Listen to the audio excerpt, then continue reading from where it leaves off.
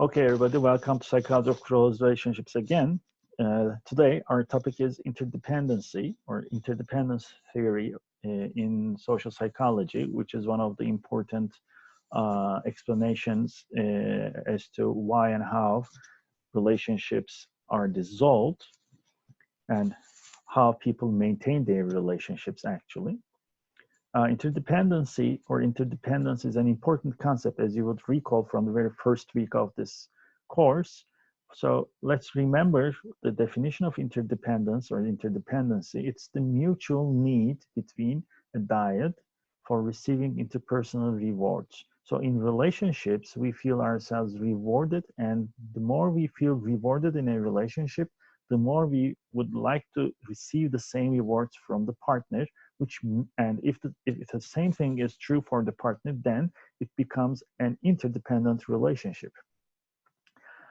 Interdependence theory is actually a behavioristic account of relationship maintenance and dissolution, because the explanations of satisfaction and maintenance of relationship all comes from rewards, punishment, or stimulus response relationships. That's why it's called social exchange, because it is the process in which a dyad provides valuable rewards to each other. It's exchange. It's not a one-way direction. It's not a one-way direction of providing rewards or punishments to the other, but it's mutual. So it's social exchange. Sosyal mübadele. So there are some basic elements in social exchange in interdependence theory. They are rewards, costs, outcomes. Rewards are, I'm going to explain them shortly, but rewards are anything which makes us feel good in a relationship. Costs are anything which makes us bad in a relationship. Outcomes is the difference. Comparison level and comparison level for alternatives are a little bit complicated. I'm going to go through them in detail. Investment and dependence and independence are basic concepts in interdependence theory. So we will use these basic concepts to explain what's happening in a relationship and why it continues or it dissolves, and when people experience satisfaction or dissatisfaction, or when they are in a dependent or an independent state in a relationship. So let's start with rewards and costs. A reward always is any stimulus which increases the probability of a behavior, as you would remember. So it is a pleasurable experience for the organism. So a reward in a relationship is any pleasurable physical or social stimulation in an interaction. That your partner kisses you is a reward. That your partner smiles at you is a reward. You can think of many pleasurable stimuli, social or physical stimuli in a relationship. A cost, on the contrary, is any frustrating, distressing physical or social stimulation in any interaction. So costs are punishing events or punishment experiences. That your partner shouts at you, that your partner slaps on your face, beats you, or that your partner doesn't answer when you ask something, or frowns her face or his face, yüzünü asmak, buruşturmak. These are the costs in a relationship. So it is like an economic exchange. That's the cold part of this theory, but it's partly true. So there are rewards in a relationship, costs in a relationship, and depending on the balance between rewards and costs, we have different experiences. So what's the balance between rewards and costs? It's called the outcome. Sonuç. The outcome is, depending on the amount of rewards and costs, individuals have a net gain from the relationship. If there are more rewards than costs, then the outcome is positive. If there are less rewards than costs, then the outcome is negative.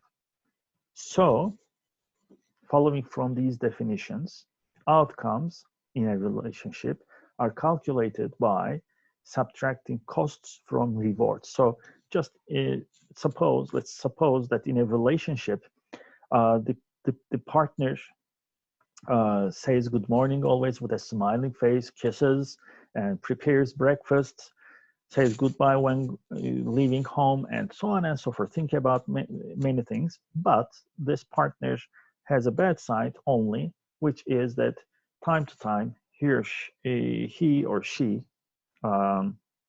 let's say, cannot control his or her manners. He might have short bursts of anger, but it ends and then comes and apologizes. Okay. There are many rewards in this relationship, and nobody would leave such kind of a relationship only just because of some personality temper issues. Okay. So the difference between the net difference between the amount of rewards and costs is positive in this sense. So the outcomes are positive. Okay.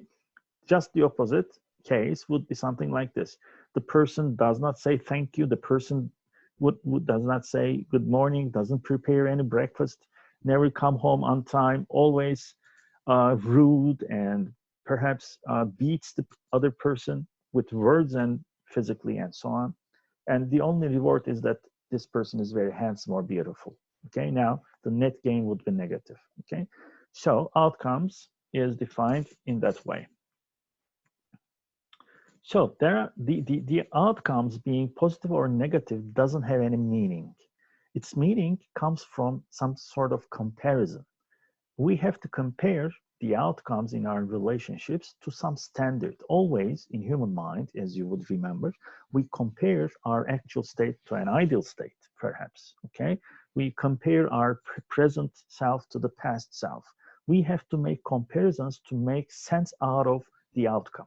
So this comparison is achieved through having certain expectations that we had developed in the past about what we deserve in a relationship. Therefore, the absolute value of an outcome is meaningless unless it is compared to a standard. And these standards are expectations which vary across individuals. So everybody has different expectations, okay, or different kinds of expectations. And these standards are expectations which have been acquired through past relationship experiences, or perhaps you might have modeled them, okay? But since this is a behavioristic theory, past relationship experiences is important because it's your reinforcement history, okay? So this standard in the theory is called comparison level.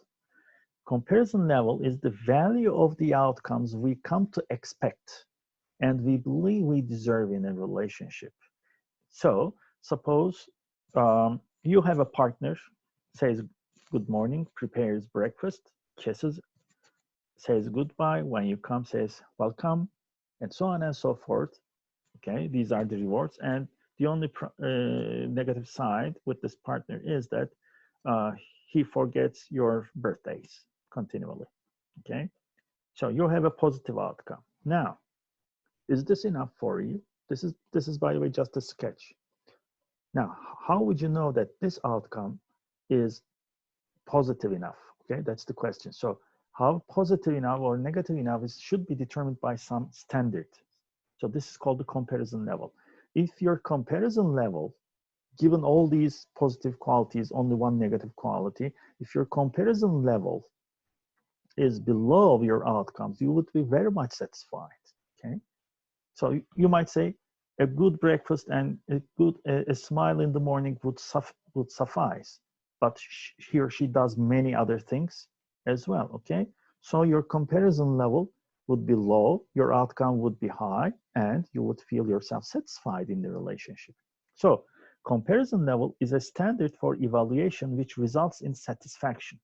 So satisfaction in a relationship comes from the difference between the outcomes you receive in a relationship and your evaluation of these outcomes by using your personal expectations, which is called comparison level. And people with low comparison levels can be satisfied easier than people with high comparison levels, as I have given an example. Therefore, if outcomes are equal to or greater than the comparison level, we have satisfaction in the relationship. But if outcomes are smaller than the comparison level, we have dissatisfaction in the relationship. Now, as you observe, satisfaction and dissatisfaction in the relationship in this theory is explained by the relative ratio of outcomes to comparison level. Okay, so rewards and costs come together to determine the outcomes, and outcomes are compared to our past to our expectations depending on our past relationships, which are called comparison levels, and the comparison between outcomes and the comparison level results in satisfaction or dissatisfaction depending on the level of our expectations. So let's then go on with other kinds of expectations or perceptions outside the relationship. Now, please look at the title, subtitle, expectations and perceptions in the relationship. Now, what I expect in a relationship is about my current relationship, but there might be expectations or perceptions about outside sources to the relationship. So what is outside? Outside is an alternative, okay? So you are with Mr. X or Mrs. Y, but there might be a Mr. Z or Mrs. Z outside, okay? So how you perceive this person in terms of how potentially he or she could fulfill your expectations, or how potentially she or he might provide net positive outcomes, depends on whether you leave, it results in whether you leave the existing relationship or not. So dissolution, in order to be explained, requires that there is another comparison outside the relationship, according to social exchange theory. So basically, the assumption is that in the social exchange theory, the assumption is that without having an outside alternative, people do not necessarily leave their relationships, no matter they are dissatisfied because of negative outcomes or because of outcomes falling far below their comparison levels, okay? So there should be an outside alternative. Outside alternative can be another person, or an outside alternative can be being alone rather than being in a relationship. So keep this in mind. That's not always cheating. I'm not talking about cheating, by the way. I'm talking about exiting the relationship when a person perceives that there is a better alternative outside, okay? So comparison level for alternatives is another standard that people make evaluations. It is the value of outcomes that a person can have if she leaves the relationship for the best available partner or situation, but other partner or some other situation. So that's why I called some other person outside the relationship, or being alone. That's another situation. Or perhaps you have, let's imagine something like this. You have a dissatisfying relationship, and you do not perceive any other woman or man outside as an alternative partner, and you don't want to live alone, but your parents are alive, and you believe and you expect that your parents love you a lot and they care for you. So your outcomes will be very much positive when you're with them. So this is an alternative situation which can make you leave your existing dissatisfying relationship. But if you do not have parents, perhaps, then leaving the relationship would be costly, okay? No rewards at all. So you might choose to stay in the relationship. That's why it's important to take CL alternative into account. By the way, from this point on, I'm not going to say comparison level for alternatives. That's too long. I'm going to say CL alternative, okay? So the person can think that the outcome of being alone or outcomes of being alone are higher than staying in the relationship. And CL alternative is also the lowest level of outcome we can tolerate in an actual partner. So what does that mean?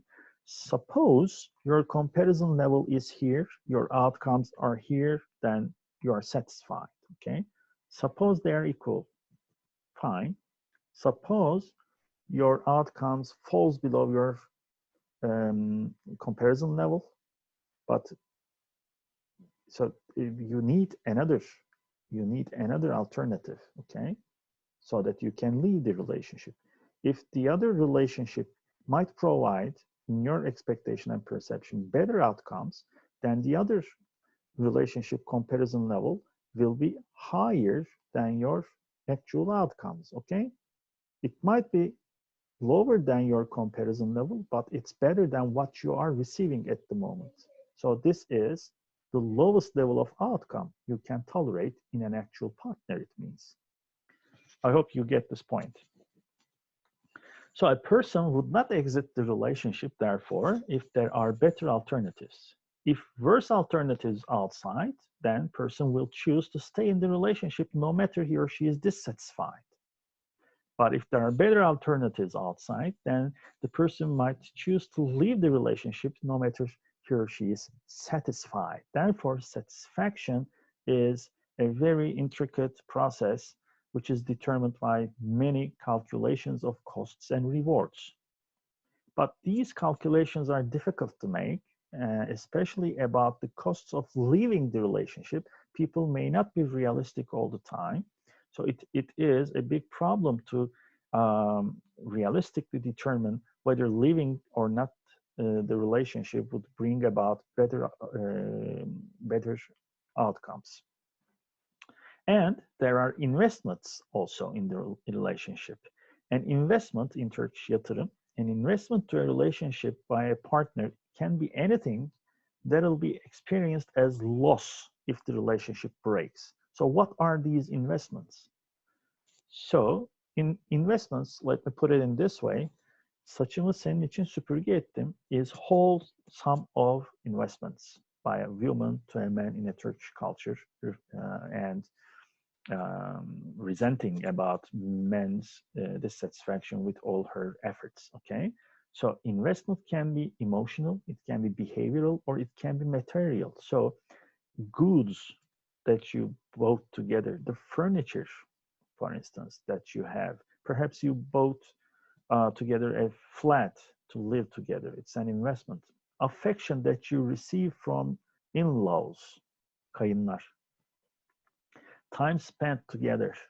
Perhaps your partner was a very ill person, okay, sick person.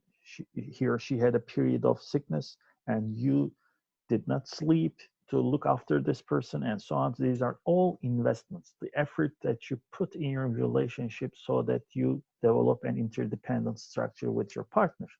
So it's not easy to exit a relationship when you have large investment size.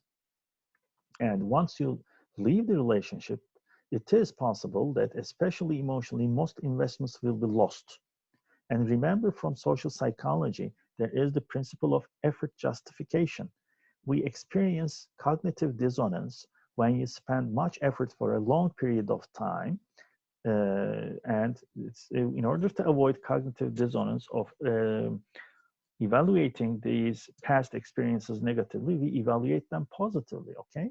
So there is an effort put in the relationship, and if we put much effort in a relationship, it is not possible, it's not easy to say that we have a bad relationship because we have much effort. That's cognitively, this is cognitive dissonance. So people come to like their relationships more when they spend effort more. So investments are important in determining our stay-exit decisions. So couples can choose to stay in a relationship although they are dissatisfied with it if the potential costs of leaving the relationship are high and thus decreases CL alternative. So you have low outcomes, you have high CL for yourself, but if you perceive that leaving the relationship is costly because of your investments, when you perceive this cost, your CL alternative will fall below your CL level, okay? So this is your expectation in any relationship. This is your expectation from an outside alternative.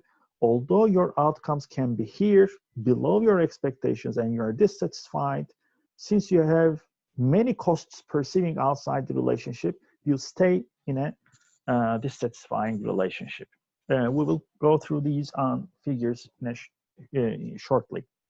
And if an individual does not have the opportunity to make comparisons with the current partner and the alternatives and the alternatives. So if there is no access to information about alternatives, in other words, then CLO alternative would not change, so the person will stay in. So what does that mean? In order that we can have a comparison, we need an opportunity to make a comparison.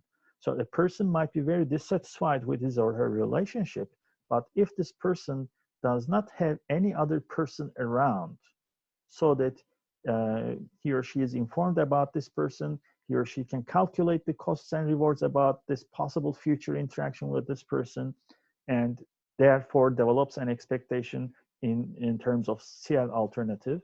So it's not possible that the person can compare his or her outcomes to the CLO alternative. So it's not possible then to leave the relationship because there are no possible evaluations in that manner.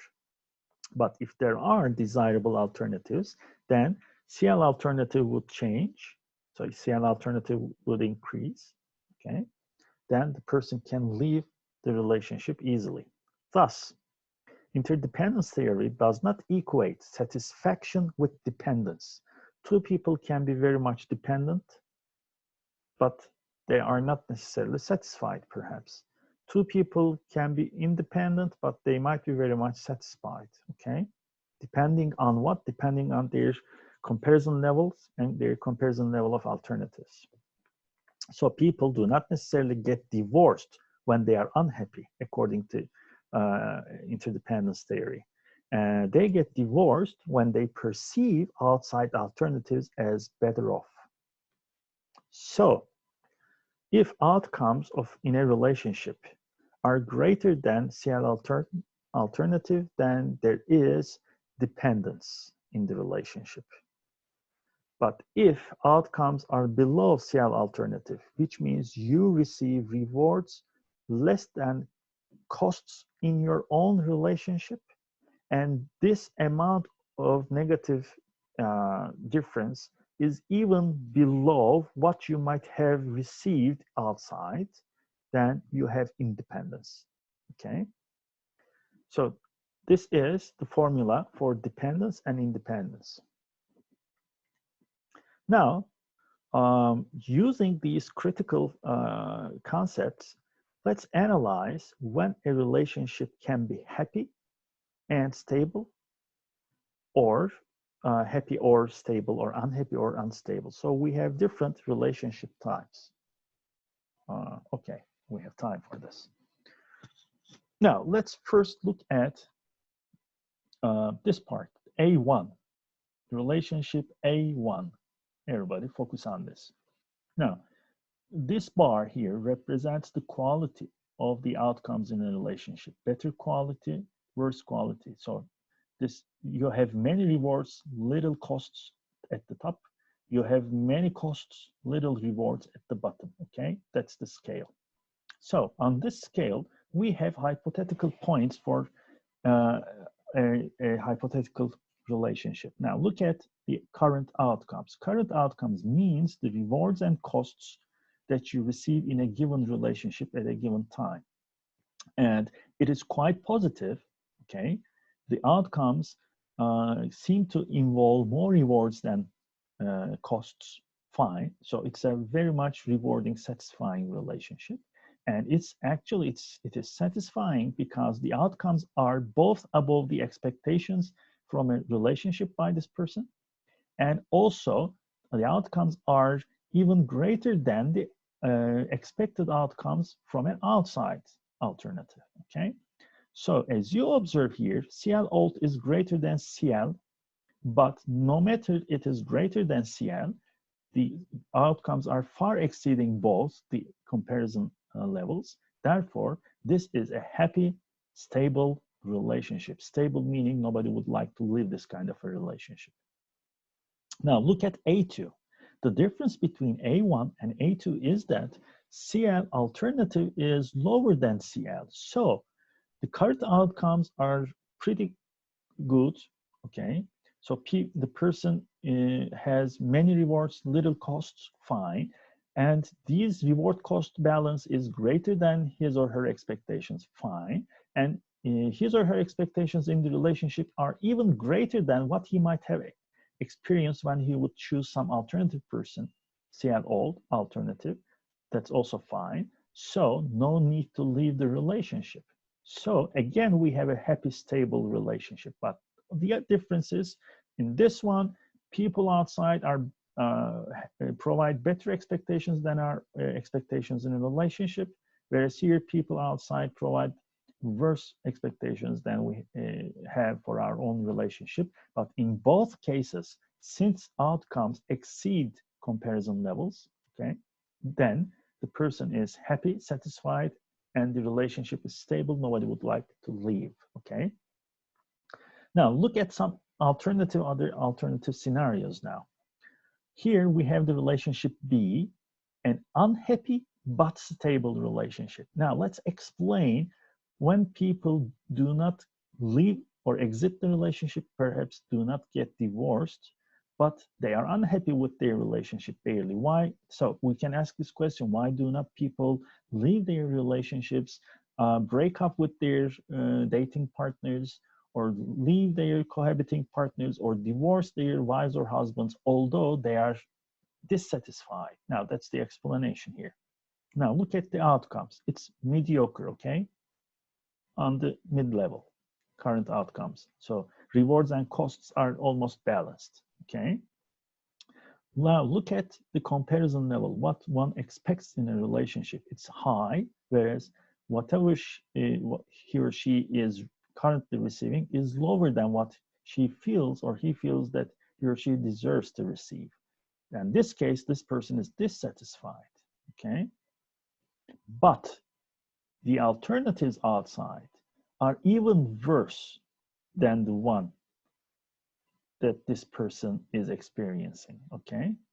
So CL alternative means it's the expectation level for the outside alternatives, but current outcomes are even better than outside alternatives, although this person is dissatisfied in this relationship, he or she stays in, okay? So in an unhappy relationship, a person can stay, so we may observe stability, marital or relationship stability. Now, let's look at a happy but unstable relationship, okay? So we might say that time to time we might hear they are such a good couple, they get along very much, very well, they understand each other, they are very loving, caring. How is it possible that they broke up? Okay, that's the question. Now look at alternative C, sorry, the case C. Current outcomes, again, is in the mid-level, okay? Roughly rewards and costs are equal in this case. Comparison level is low for this person, which might bring about a satisfaction, okay? So the person does not expect much from the relationship, and the person receives more than what he or she expects from the current relationship. But the alternative comparison level is high, meaning the person also perceives that there are alternatives outside, and these alternatives can provide better rewards, even more rewards than costs. It will be more satisfying outside. Then, although this is a happy relationship here, okay, but it becomes unstable because in order to leave the relationship, according to the theory, there should be an alternative outside which is better off. So let's look at unstable relationship scenarios, okay, in this theoretical framework. Let's first look at D1, an unhappy and unstable relationship. So the person is dissatisfied because his or her current outcomes are below his or her comparison level, and it's even below the alternative comparison level. So the current outcomes are somewhere about the bottom side, meaning more costs than rewards. So this is an unhappy relationship. And since the CL alternative exceeds the current outcomes, then this becomes an unstable relationship. The person can leave anytime. And finally, if you look at D2 here, okay, the current outcomes again are negative in net balance. This time, comparison level is very high, but the outside alternatives are not that better, that good, are not that as good as the person would like to have, but even they exceed the current outcomes. So it's an unhappy, dissatisfying, and unstable relationship. So as you observe in this figure very well, the same variables or the interaction between the same variables can explain different kinds or different types of relationships, happy, unhappy, stable, and unstable relationships with different combinations, and the course of the relationship would change depending on these changes in these variables. And now, in all these analyses, I treated, and actually your textbook, the author of your textbook, Miller, also treats the relationship as treats the relationship not as a process, but a single individual is experiencing something in the relationship, okay?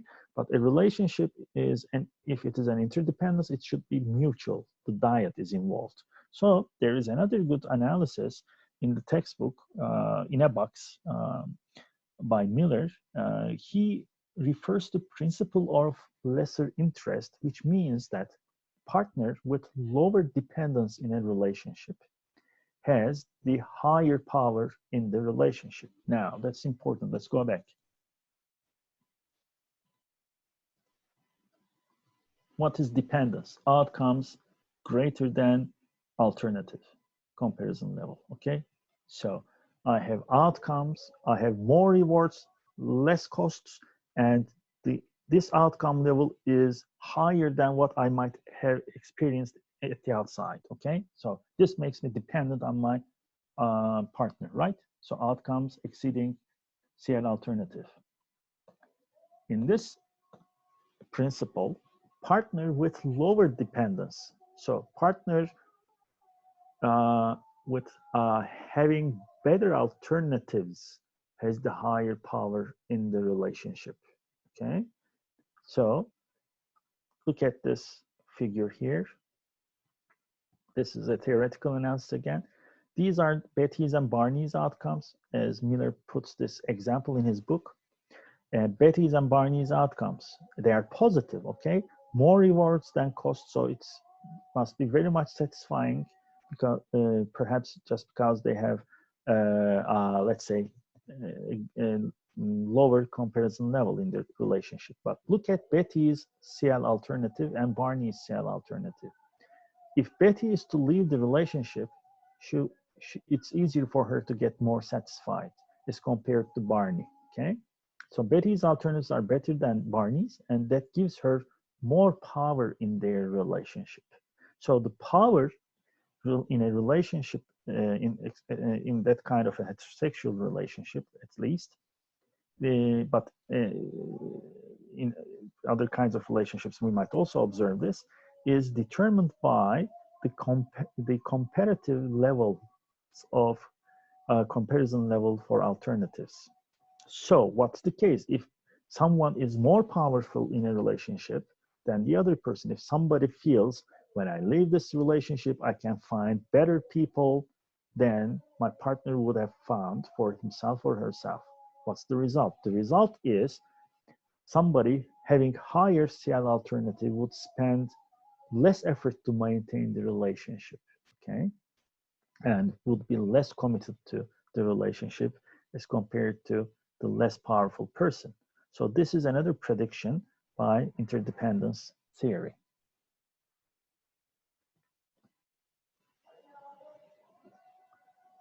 Okay, I'll have a short break here and then we will go on.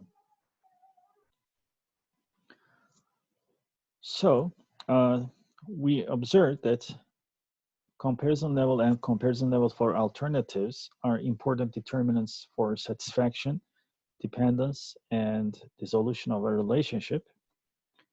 And that it is possible that there might have taken place changes in comparison level and comparison level for alternatives.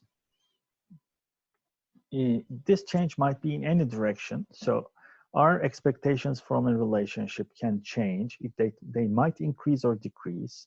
Our expectations or perceptions about an outside alternative can become better or worse in time. So, comparison levels might change as the relationship progresses. If comparison level in the relationship goes up and outcomes remain the same, satisfaction might decrease. So, in time, a partner might expect more and more from the other person, the other partner, and comparison level might go up, up. And suppose you have high outcomes, but your comparison level increases, and exceeds the outcomes, then this might decrease satisfaction in the long run.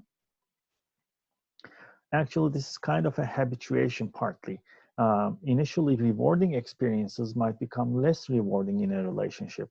At the very start of a marriage, for instance, having breakfast together or preparing breakfast for the other person can be very important, very rewarding, very satisfactory, but it can become an ordinary thing in the years past.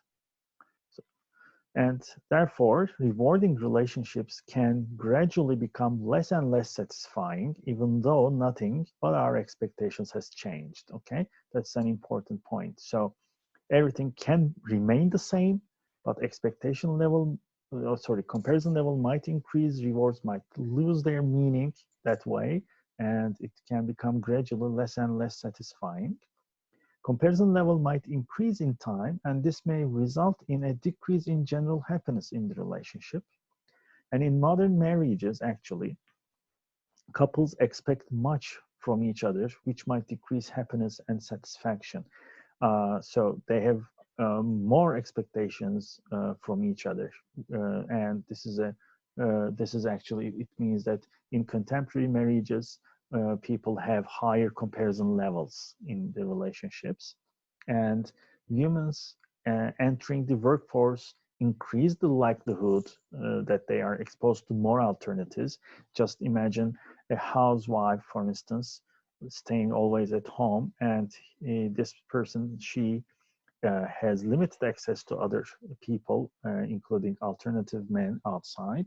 So their CL alternative would be low, but once the women get into workforce more, it means they are going to be exposed to more alternatives, including men, of course. And the CL alternative can easily go up. And when CL alternative goes up, it's a threat to the satisfaction in the relationship, and especially coupled with economic independence and legal, social, and religious barriers that are less in contemporary times for divorce. So it became easier to exit the relationships both for women and men, just because the comparison levels and comparison level for alternatives are continually increasing in time.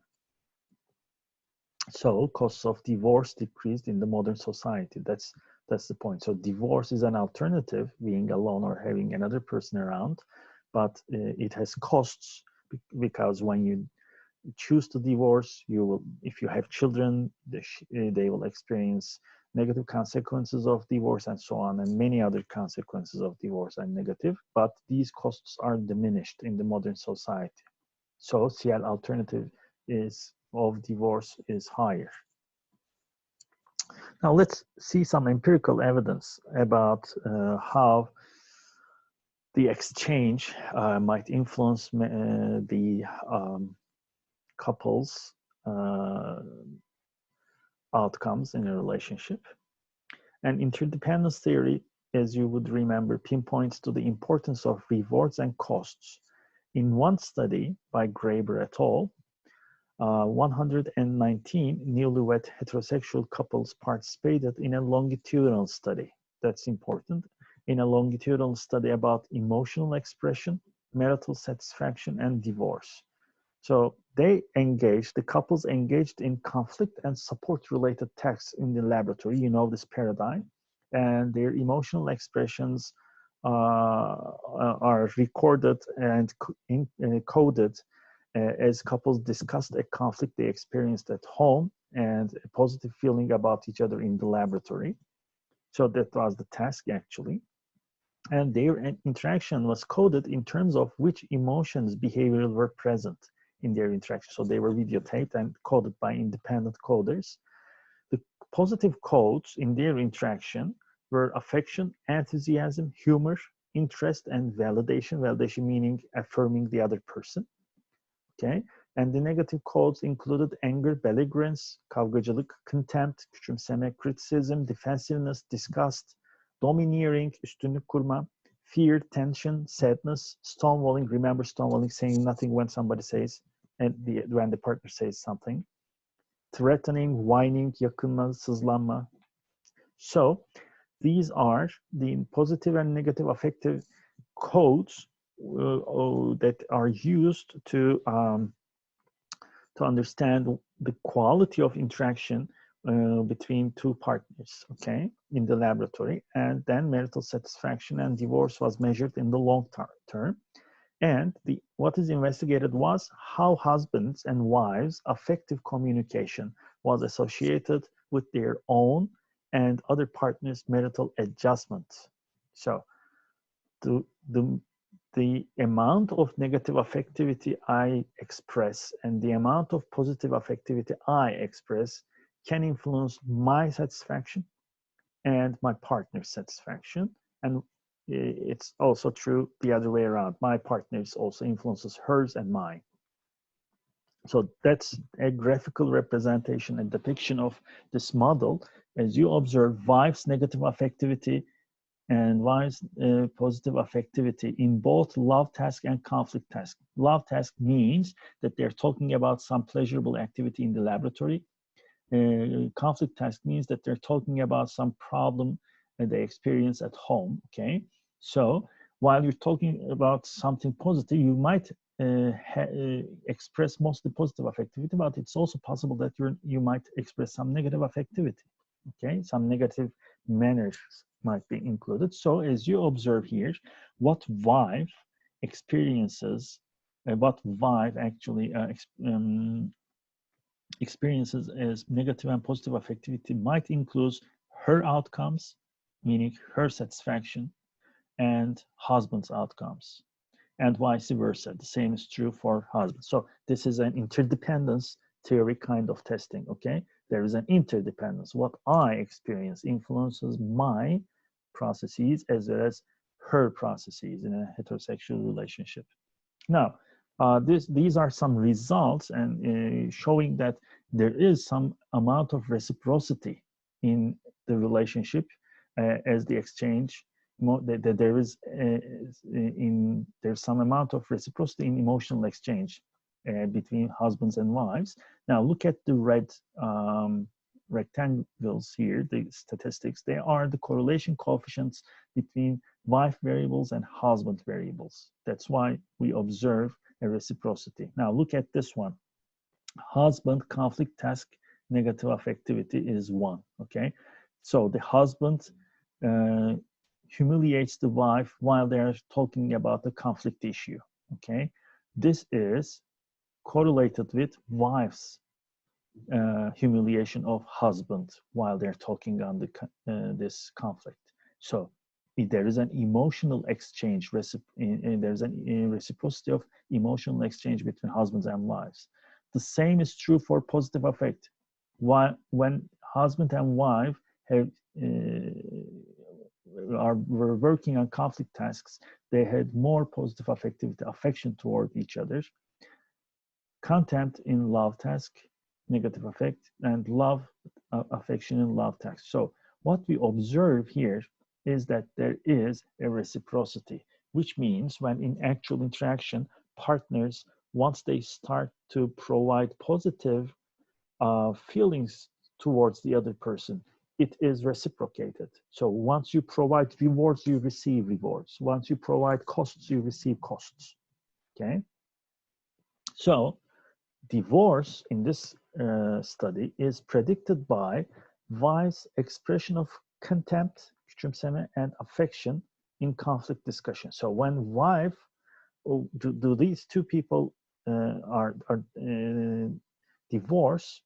If they are divorced, this study shows that there might be more vibes contempt and less vibes affection when there is a conflict. That's what it means. And in a love discussion, when there is a positive affective structure, husband's expression of contempt, humiliation of the person while she is trying to communicate positive feelings is it seems to be associated with divorce of this couple. Okay, and marital satisfaction is predicted by expression of affection in love task. Okay, so when the couple is talking about some positive, some pleasurable issue, if partners are providing positive feedback to each other, okay,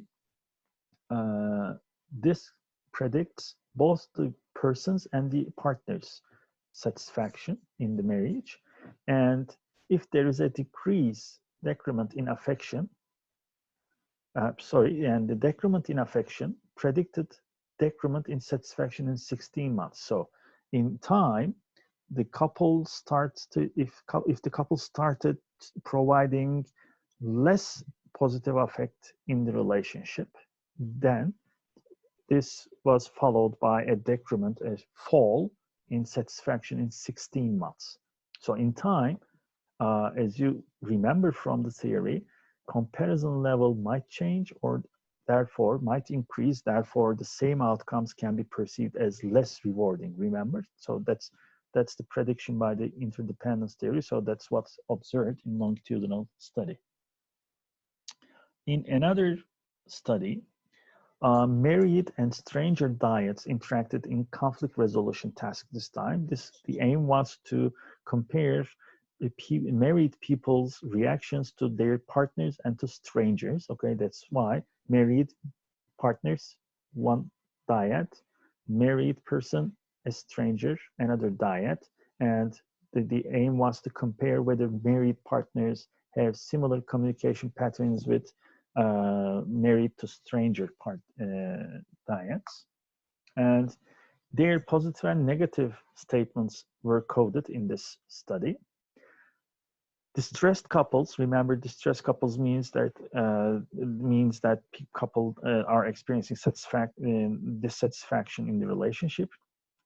It was observed that distressed couples are more impolite to each other than they are to the strangers. That's very interesting finding. This is especially problematic in a relationship because we know that negative content always have higher weight. Okay, so when just imagine two happy couple talking on a happy issue together, and somebody says something positive, smiles, and expresses positive affectivity, the value of this positive affectivity is somewhat lower than when somebody expresses similar amount of negative affectivity. So suppose you express 5 units of negative affect and you express 5 units of positive affect.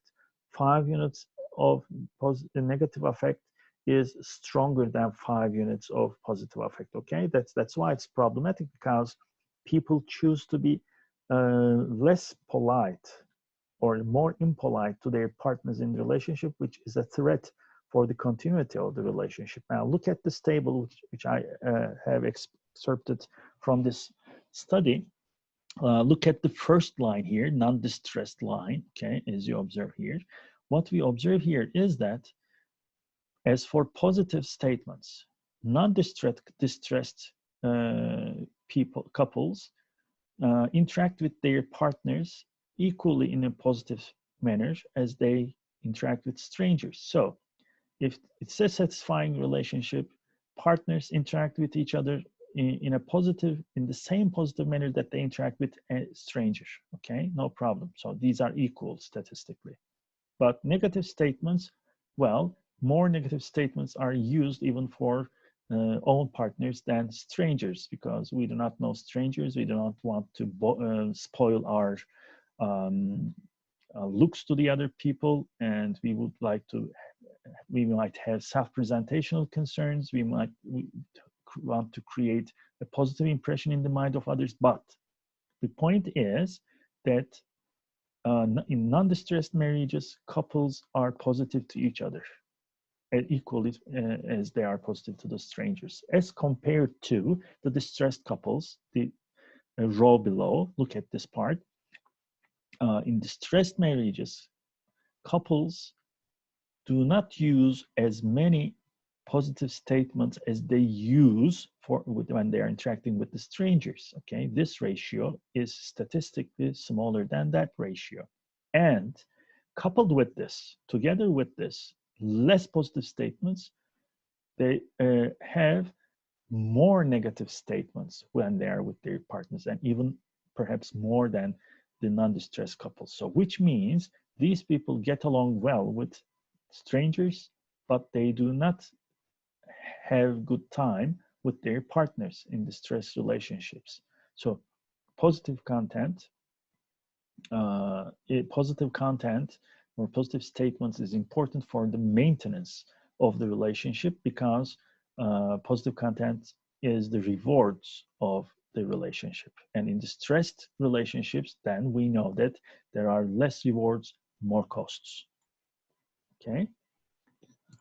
And what should be then, if rewards and costs are important, what should be the ideal reward to cost ratio? How many good words should you use as compared to how many bad words? Okay. That's not that simple, of course, but it's just as an example. Now, in another study by Gutman and Lewinson, 79 couples interacted in discussing pleasant topics and problem areas, typical conflict situation in the laboratory, and their discussions were videotaped and coded.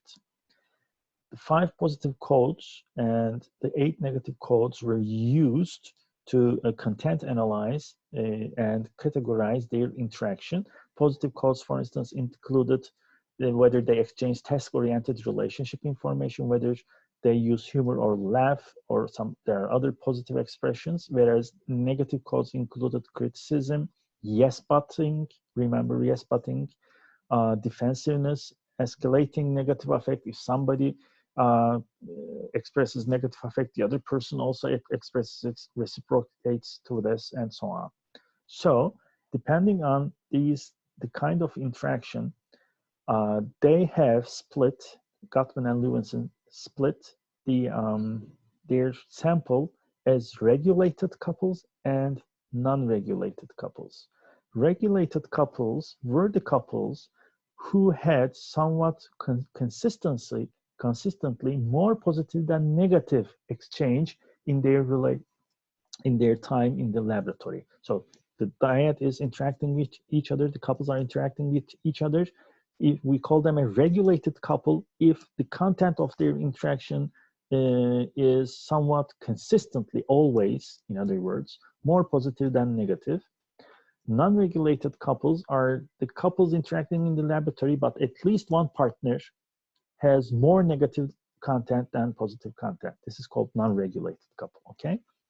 So the difference between the regulated and non-regulated couples were plotted in terms of the change of using negative and positive content as their interaction went by in the laboratory for a certain period of time.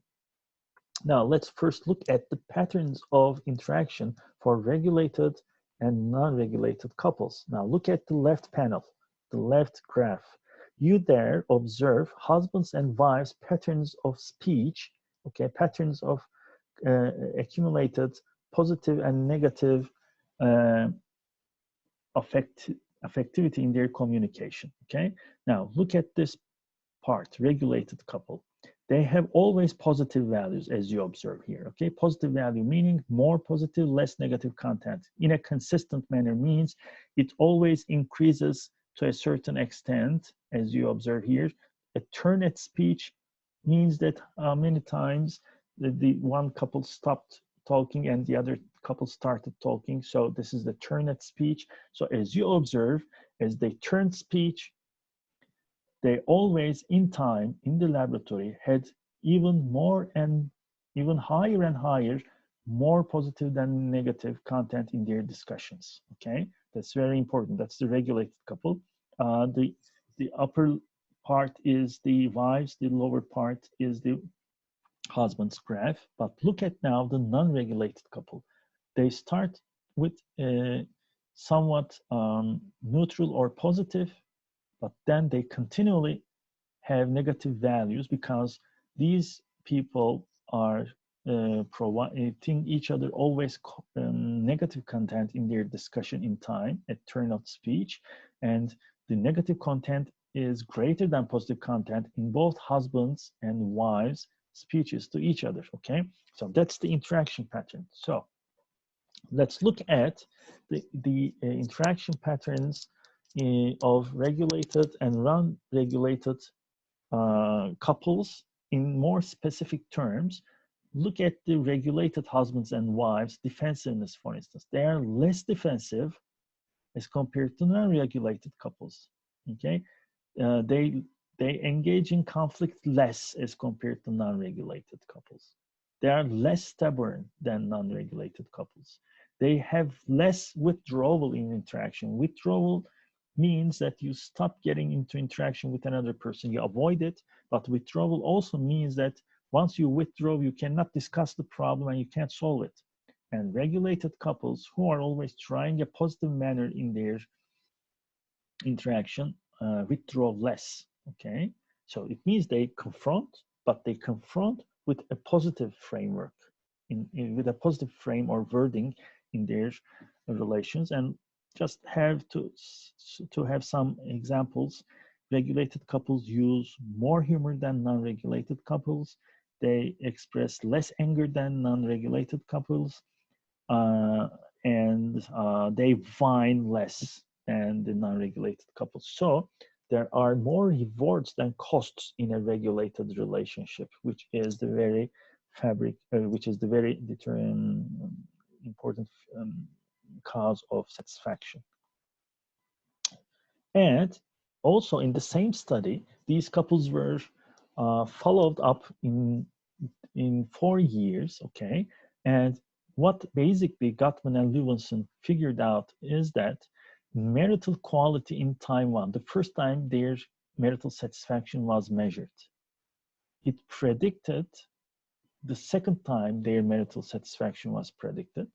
And the second time marital satisfaction also predicted their further considerations of marital dissolution. I started thinking about divorce, it means, or marital separation. We are not living at the same place together, and in the final analysis, divorce. Okay, so there is a continuity in marital dissolution. Remember, if there are more rewards than costs, if there are if the comparison level is low, this relationship would be very satisfying, and the satisfaction level of the relationship at the start of the relationship would predict satisfaction of the relationship at a later time, and 4 years later divorce. Okay, so that's why it's important. Remember all these communication processes. It's very important in communicating with our partners, to keep our tempers, to provide and receive, of course, more rewards than cost, more rewarding, pleasing, positive affect related content than the negative affective related content. That doesn't mean to avoid negative content. That doesn't mean that there won't be any conflicts, but whenever there is a conflict, the way we handle conflict becomes important, because the way we handle the conflict might provide rewards as well. Okay, so regulated couples had the most important part here, perhaps, a 5-to-1 positive to negative ratio. 5 good words, 1 bad word. Okay, that's or 5 units of negative positive content to 1 unit of negative content. And also in the long run, these regulated couples were more satisfied with their relationships, not unexpected, and only 24% were split in 4 years. So that's important. That's the empirical evidence to the exchange theory here, the interdependence theory. More rewards, less costs, optimally 5-to-1 ratio. Couple is satisfied, and only 1 out of 4 relationship has been separated in 4 years. Whereas in non-regulated couples, low positive to negative ratios are observed. These couples were less satisfied, and 56% of the couples were split 4 years later if they were non-regulated couples. Okay, the content of their discussions were more negative than positive. So that's all for today. Next week we will go on with interdependence theory a little bit more, but for today that's okay. And hope you'll be fine for next week, and we see each other again. Then goodbye.